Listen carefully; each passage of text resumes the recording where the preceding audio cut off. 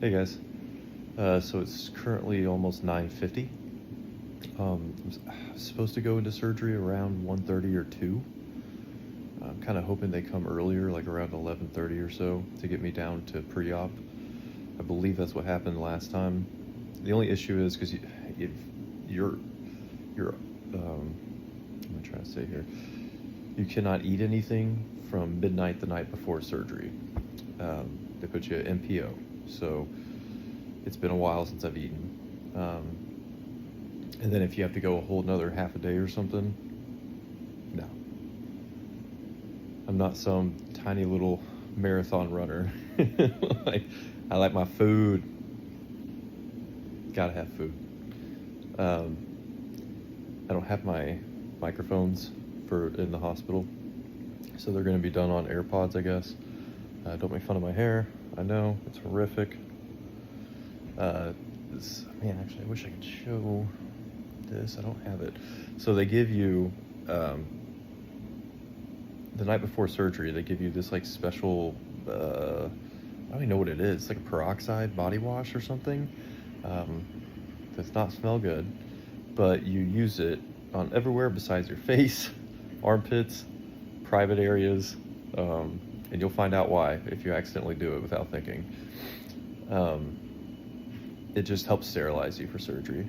So did that last night. Then I had to put on, of course, the gown, nothing underneath. Oh, also, this is the comfiest blanket in the world. It's from my college, WGU. Shout out WGU. Super cheap if you're trying to go to college. You can easily graduate in one semester if you're like a working adult and like have been to college before. It's not too bad if you can study on your own and be a self-motivator, because you don't have a teacher that actually like is in front of you making you get stuff done. Yeah, I don't know. So my sister took off. She went home to take a shower and stuff before surgery. She'll be back soon. My mom will be here before too long, and I'm gonna try to get her to record some stuff. Maybe we'll see. She knows I'm doing videos now. Sister knows I'm doing videos now. Still kind of embarrassed about it a little bit. You know what I mean? Like, I'm a YouTuber. Like, I don't know. I just I just can't. I hate attention seekers. Hate's a strong word. I dislike attention seekers. Yeah. So, surgeries for the shunt. So this one will be apparent. Oh, I didn't notice they drew on my head. They did this last time, but it was for where the tumor. So I guess the tumor is still semi in the same place. But the shunt will be going, I believe, back here. So it's going to be, they're going to remove a lot of this hair. It's different than the first one, which of course I still have that line that they went in here to get to the tumor, which was there. And they draw all over you, man. You're just an art project when they're going into surgeries nowadays. And then one of the surgeons wrote her initials on my belly. I was like, oh, thanks for the signature. Just to show, like, just to make sure when they go down there, because they go, they do consults, so they come to see you, and then they do 30 others or whatever, so they like draw stuff in permanent markers.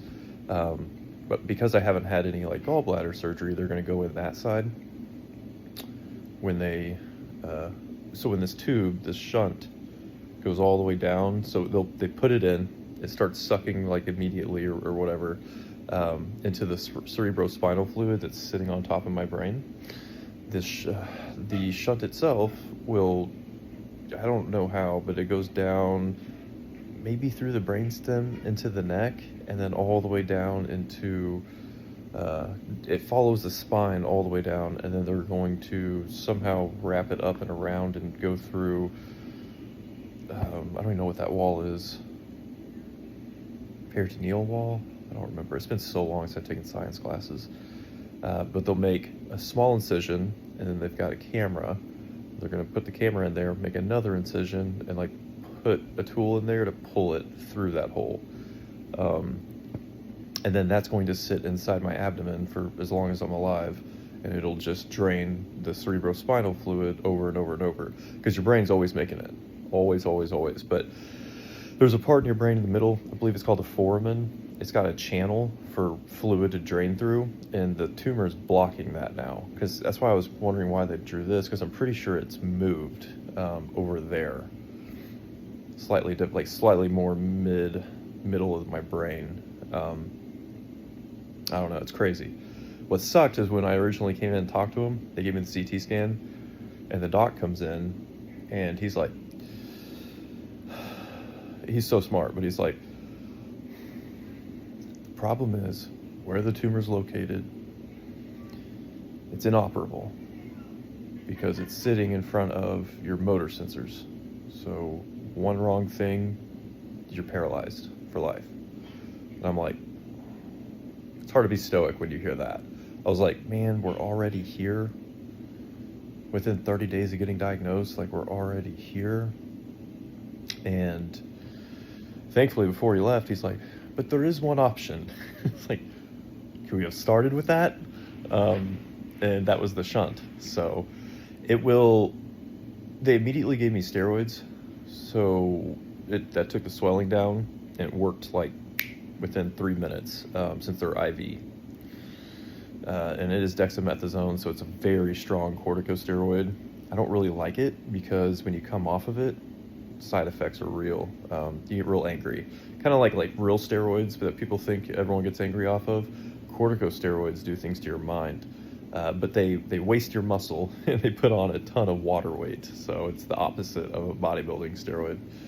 But yeah, I mean, as long as this works, I'm good with it. No big deal. I didn't realize a lot of babies get shunts put in from birth. I had no idea.